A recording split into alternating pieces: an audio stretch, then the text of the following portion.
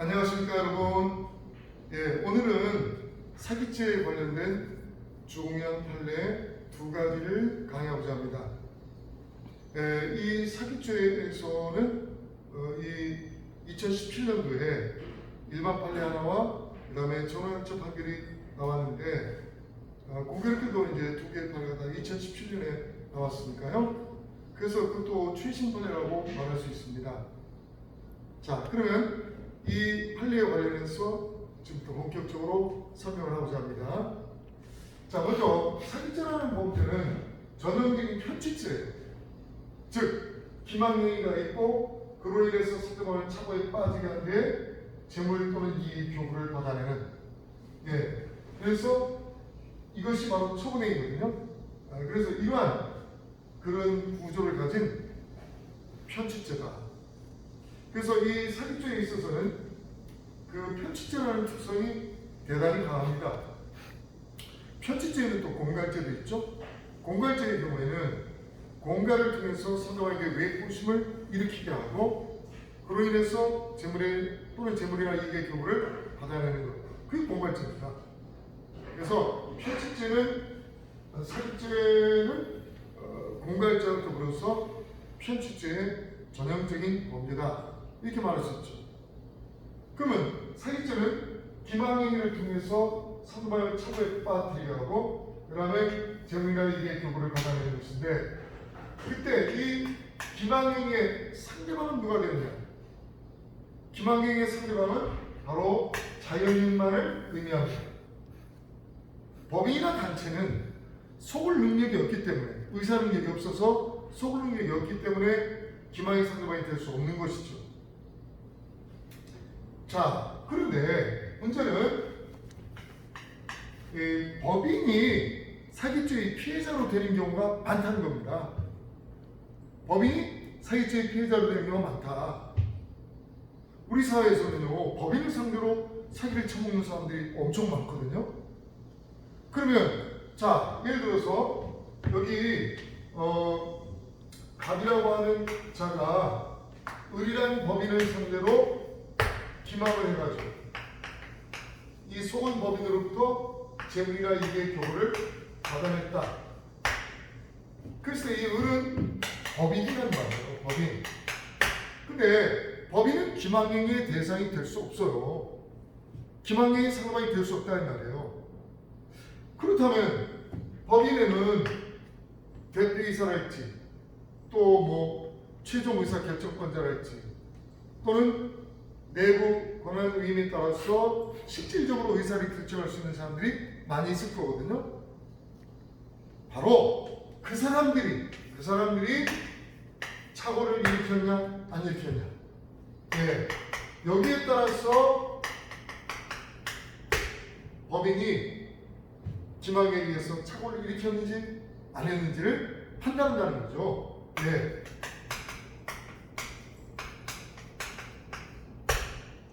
자, 그런데 만약에 갑이라는 사람이 을 법인을 기망했는데, 근데 갑 자신이 법인의 대표이사예요. 그렇다면 갑이 자기를 기망한다는 건 있을 수가 없는 일이잖아요. 만약에 법인의 대표이사가 A다. 그런데 갑이 대표이사 A와 공모했다. 그래도 역시 법인을 기망했다고 말할 수는 없는 거예요. 왜? 서로 짜고 치는 고스톱이니까. 그렇죠?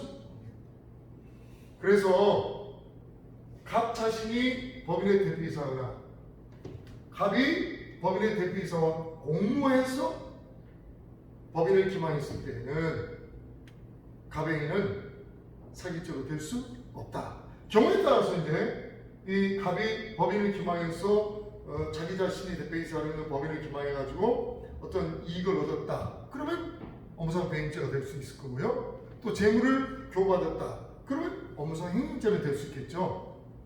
그러나 적어도 갑이 법인의 대표이사라면 갑이 법인을 기망한다는 건 있을 수 없다. 그런 얘기입니다.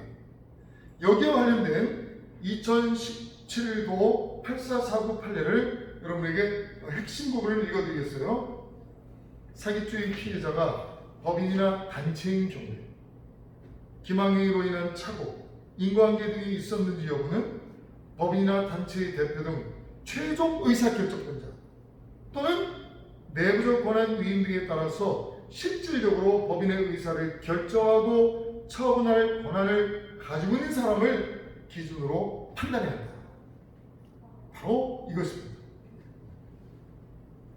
자, 그래서 결국 갑이 자기가 법인의 대표이사였거나 또는 법인의 대표이사 A와 공모해서 법인을 기망했다면 갑의 행위는 사기죄가 아니다. 이런 얘기죠.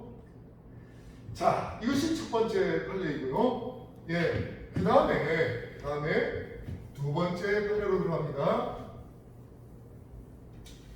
자, 두 번째 판례는 무엇이냐면 바로 사기죄는 편취죄이기 때문에 기망행위를 통해서 상대방을 착오에 빠뜨리고 그로 인해서 재물이나 이익의 교부를 받아내는 즉 처분행위가 있어야 합니다. 처분행위가 있어야 합니다. 그런데 여기서 이 처분행위가 유효하기 위해서는 피기망자에게 처분 능력이 있고 그 다음에 처분 의사가 있어야 합니다. 처분 능력이 있고 처분 의사가 있어야 합니다. 예를 들어서 이런 거죠. 유아나 심신상실인을 기망해서 그로부터 재물의 교부를 받았다. 그건 유아나 심신상실인은 처분 능력이 없잖아요. 그렇기 때문에 그럴 경우에는 사기죄가 아니라 절도죄가 된다. 이 말입니다. 그런데 두 번째, 이 처분의사와 관련해서 2017년도에 전원합의체 판결이 나왔는데요. 이 판례가 앞의 판례보다 좀 더 중요한 판례입니다. 왜? 전원합의체 판결이니까요. 기존의 판례를 변경한 거 아니겠어요? 그래서 이 판례가 좀 더 중요합니다. 자, 이 판례는 어떤 판례냐? X가 갑이라는 사람을 기망했어요. 어떻게 기망했느냐? 내가 토지거래 허가를 받아줄게요.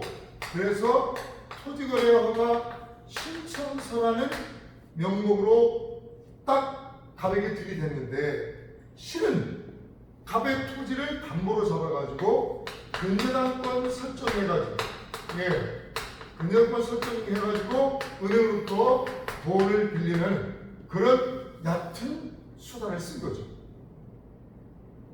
자, 그런데 갑은 이게 토지거래가 신청서라고 알고 근저당권 설정계약서라는 내용을 모른 채 그만 이 계약서에다가 덜컹 서명 난의를 한 거예요. 이런 경우 우리는 서명사치라고 합니다. 서명사치. 네, 이런 경우 우리는 서명사치라고 합니다.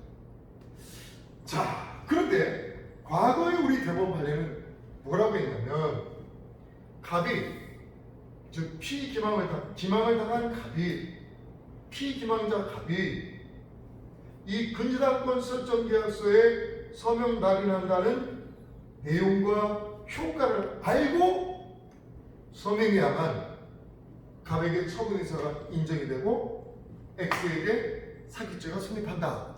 이렇게 맡은 거예요. 그런데 이 대법원 판례가 확 바뀌었어요. 어떻게 바뀌었느냐? 기망을 당한 갑이 근저당권 설정 계약서라는 그 내용과 그 효과를 모르고 서명 날인을 했다 하더라도 서명 날인하는 행위에 대한 인식만 있으면 이걸 몰랐다 하더라도 행위에 대한 인식만 있으면 피기망자 갑의 처분의사가 인정이 된다. 그래서 결국 X는 사기죄가 성립한다. 이렇게 바뀐 겁니다. 자, 이 판례의 핵심 내용을 여러분에게 다시 한번 읽어드릴게요. 판결 유지에 보게 되면 비록 피기망자가 처분행위의 의미나 내용을 인식하지 못하였더라도 피기망자의 자기 또는 부자기가 직접 재산상 손해를 초래하는 재산적 처분행위로 평가되고 이러한 자기 또는 부자기를 피기망자가 인식하고 한 것이라면 처분행위에 상응하는 처분 의사는 인정이 된다. 다시 말하면 피기망자가 자신의 자기 또는 부자기에 따른 결과까지 인식해야만 처분 의사를 인정할 수 있는 것은 아니다. 자, 그러면서 이어서 비록 피기망자가 처분 결과, 즉 문서의 구체적 내용과 법적 효과를 미처 인식하지 못하였더라도 어떤 문서에 스스로 서명 또는 날인함으로써 처분 문서의 서명 또는 날인하는 행위에 관한 인식이 있었던 이상 피기망자의 처분 의사 역시 인정이 된다. 그래서 기망자에게 사기죄가 성립한다는 거죠. 이것을 다시 한번 정리해서 말하면, 자, 갑은 토지거래가 신청서라고 믿고 근저당권 설정 계약서에 서명 날인을 한 거예요. 그런데 갑이 이게 근저당권 설정 계약서라는 내용을 알았더라면 절대 서명할 리가 없겠죠, 그죠? 말하자면 갑은 이게 근저당권 설정 계약서라는 내용과 그 법적 효과를 모른 채 서명 날인을 했는데, 다만 갑이 이 계약서에 서명 날인한다는 인식은 있었던 거예요.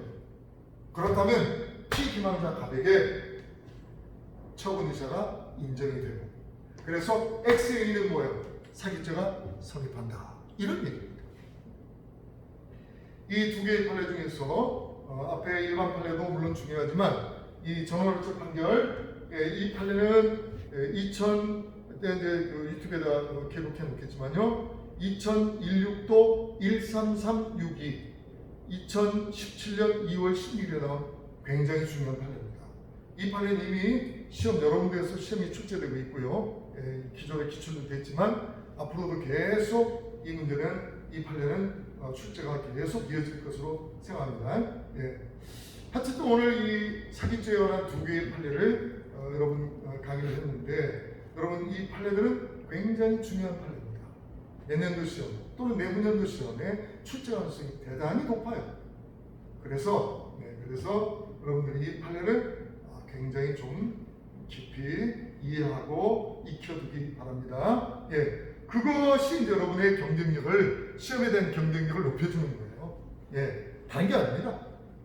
앞으로도 이제 계속 나는 이 판례 2개 내지 3개의 판례를 계속 꾸준히 올릴 것입니다. 일주일에 한 2번 내지 3번.